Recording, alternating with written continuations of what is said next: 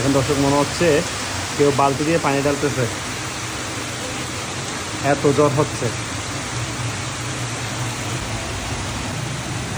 দেখেন দর্শক কি পরিমাণে ঝড় বৃষ্টি হচ্ছে।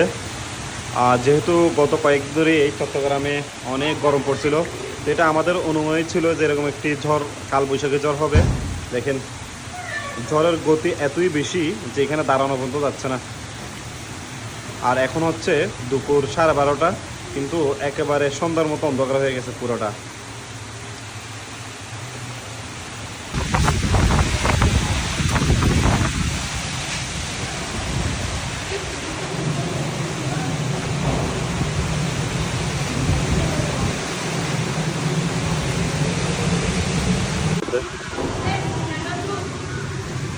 এই এই মাথা বৃষ্টি হলে জ্বর উঠে যাবে।